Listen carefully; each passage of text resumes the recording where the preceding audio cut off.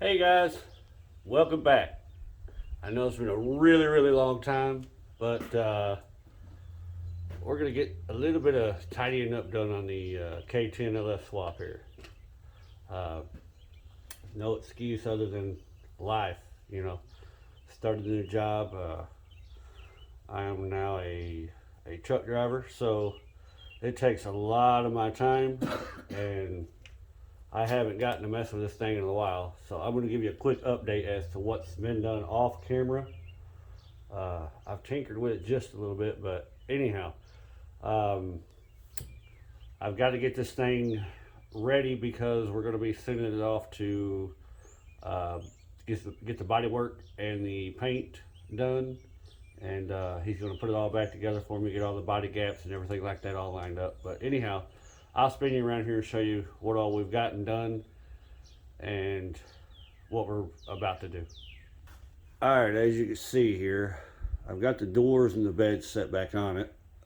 Nothing's permanent. The bed's not even bolted down. I did that because I needed to make room out in my driveway. As you can see out here, I don't have a real big driveway, but the bed's sat there for a long time. Anyhow, my daughter graduated, so we had a bunch of family over. Anyhow, yeah, so I've got the doors on it, the bed's on it, like I said. I've got the front tires lowered down right now because we're going to tidy up a few things. We're going to go ahead and finish plumbing the radiator since I've got the new radiator on it. We're going to tidy up the vintage air system. Then we're going to go ahead and finish up these few little wires that I have to finish hooking up as far as like gauges and stuff like that. Get that looking a lot better. Put the wire loom on it. This is my fan harness that I built. We'll go ahead and finish getting some more wire loom on it and get it mounted. It has its own separate fuse system. It's got its own relays for the fans, so we're gonna get these all mounted, kind of clean up everything. The truck is gonna get painted that blue color. To me, it's a very beautiful color. It's the same color that the Camaros are painted. It's called it's either Go Fast Blue or Blue Mill Way Blue, but anyhow, it's a real beautiful metallic blue. I have decided that I'm going to go ahead and keep the stock hood. I'm not going to put a cowl hood on it. So that's the underside of the stock hood. It does not have the windshield or back glass in it. No sense of putting that stuff on there if we're going to paint it. So anyhow, the guy is supposed to paint it at the end of June, first part of July. So he'll have it for a little while because, like I said, there's a few little body things he's got into it. He told me not to worry about doing anything else to the body. He would go ahead and get it all taken care of. So he's the same guy that's been teaching me how to paint. He helped me paint this right here on the firewall and all that good stuff. But anyhow, the first thing we're going to do is the radiator doesn't have any hoses hooked up to it. It doesn't have any fluid in it. But we need to get that solved, so we're fixing to hook up the radiator hoses, top and bottom hoses. We're going to run the vent that goes for your throttle body right there. Got the crossover tube, and it comes over and connects to the crossover tubes for the heads. So I'll scrummage through my stuff. Give me just a second. For you, it will be just a second, but I'll show you my parts, what I'm going to use. Alright, these are the parts I'm going to use. For your top radiator hose, you need your steam hose to run into. You can connect to it. You can either drill and tap into the top of your water pump, which I'm not going to do that. This is a lot easier. You can buy an inline adapter. You cut your top radiator hose, and you just simply install this, and you take this fitting here, that's your part number there, which is this part right here. Put your little bit of sealant on it. You basically just put it in there, Yeah, and you just keep dropping it. Anyhow, it'll go inside of here, and then your vent hose will just connect to this end right here. So, but make sure you put some sealant on this, that way it doesn't leak. So let us get this hooked up, the top radiator hose and the bottom radiator hose, and we'll come back. Alright, so we've got the top radiator hose sitting up here, and as you can see, that's how it's going to run. Pull it up here and you can see it's kind of way too long, but that's okay, we can remedy that. Right here is where I'm going to put this steam port adapter. So I'm going to cut it, and then I'll be able to take out the length that I need here from this edge here. So let me get this cut and I'll bring you back.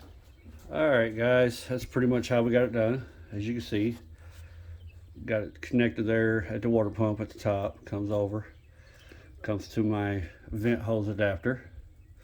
You can see I've got that piece on there. I've got some liquid lock or thread tape on there. And it comes over to my radiator. And then my hose comes over, comes down, goes right into the vent port right there on the bottom of the throttle body there. This hose will go underneath the intake right there. I've got to get another intake too, because the one I've got is not going to work. So my radiator, as you can see, is kind of loose a little bit, so I'm fixing to take this top radiator plate off, and we're going to redo that, because the rubber mount is sticking out right here, as you can see, so something's not on right. It's supposed to come out just like that, but you can see this rubber mount is still out. It's a little bit too big for that radiator, so we're fixing to fix that little problem. Alright, so we've got this top radiator tightened back down now. So the next thing we're going to do is start doing a little bit of wiring. I've got to wire my AC compressor up right here. It comes over here to this green wire, which comes through here and runs down here, and it hooks to my trinary switch right there. That goes to the little dryer, evaporator, whatever that is.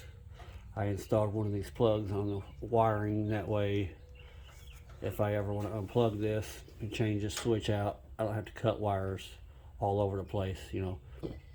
I've got this one little ground wire right here, and you see it's just dangling, hanging out up there. But anyhow, that'll work out for that. So we're fixing to go ahead and splice this one into this compressor here, and then we'll put some wire loom around it, you know, clean it up, make it look good. So what we're going to use basically is just simple stuff. I've got a little blowtorch. I've got these quick connectors. I like them. I've used them. Haven't had any problem. Shouldn't have any problem with that. I also put heat shrink over them, so that keeps the water and everything out of them. And then I've got a new soldering iron here, as you can see, Milwaukee. Haven't got to use it, but I will be using it later today. So let me get that done, and then we'll shoot back. Alright guys, got a lot of the loom and wiring done. I got my AC finished wired up. Went ahead and put the looming on it. The only wire I've got left is this green wire here. That's coming from the trinary switch, and it comes over. It's got to hook up to a relay, pin 86 on the relay. These two relays right here are going for my fan. I'm not sure if I can just tie that green wire from the trinary switch for the compressor or for the AC. I don't know if I can just tie it into one of these relays to kick on one fan or what, but I'll find it out. But anyhow, that's the only green wire that I've got, you know, right there. The rest of it, we've gotten all the wire loom on it. We made a couple of new battery cable terminals. I've got a video on it showing you how to do that. We made a couple more for the fan relays, and or not fan relay, but it's for the fan system, and then for this block right here that I'm using to power everything off of from a hot, as far as like the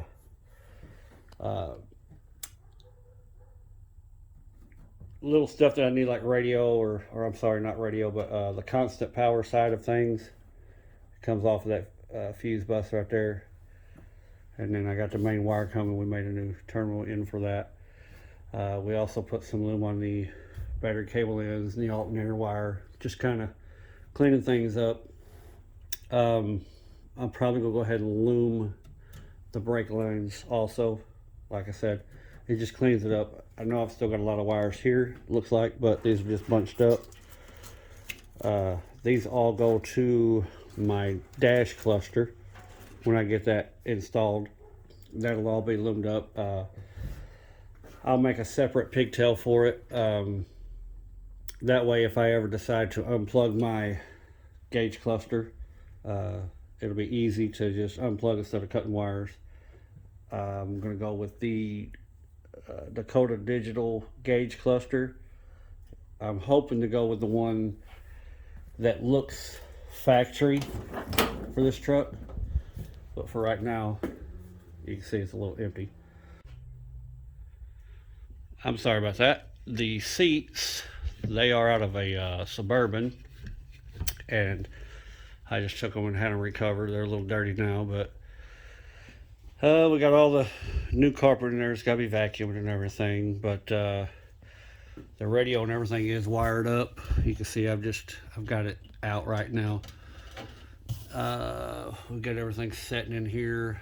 Vintage air system. It don't like much being completely done on the inside. I'm just basically, my main thing that I'm waiting on now is to get the dash cluster. One, waiting for them to get in stock, and two, waiting for me to build up the money to buy one. Them things ain't cheap. They're like 800 bucks. But I haven't skimped out on this, on anything else that I've done, so I'm not going to start skimping out now. This is my dream truck, so I'm building it like the best I can. I'll let my Uncle Donald record again. I've got some new wheels for it, and I'll show you those here.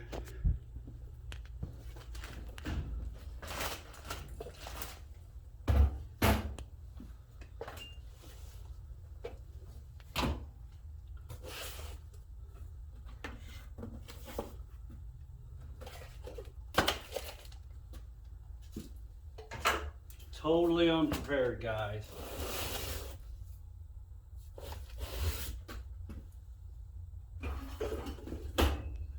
Anyhow,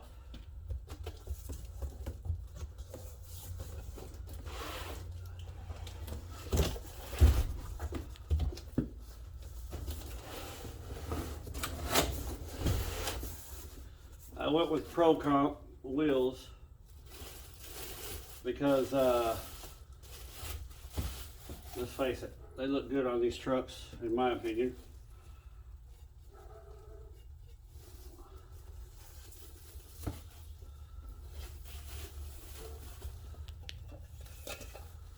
That'll be the wheel, and that's the center cap there. As you can see, I went with the Pro Comp. Yes, it is 8 lug, because if you remember, I swapped the whole running gear out from half ton to 8 lug stuff, so it's 8 lug. But that is the wheel. That's what we're going to be running. So I'm going to run either 35s or 38s on this thing.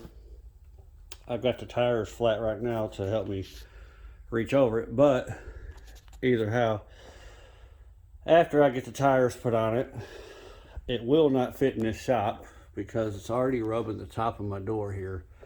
It barely wants to scrape the top, so I know it's not going to fit in here. So that just means I'm going to have to build onto the front of my shop to build me a lean-to, because let's face it, I'm not just going to let this thing sit out in the weather after I get it all painted and everything. But anyhow, guys, I'm going to end this video here. I'm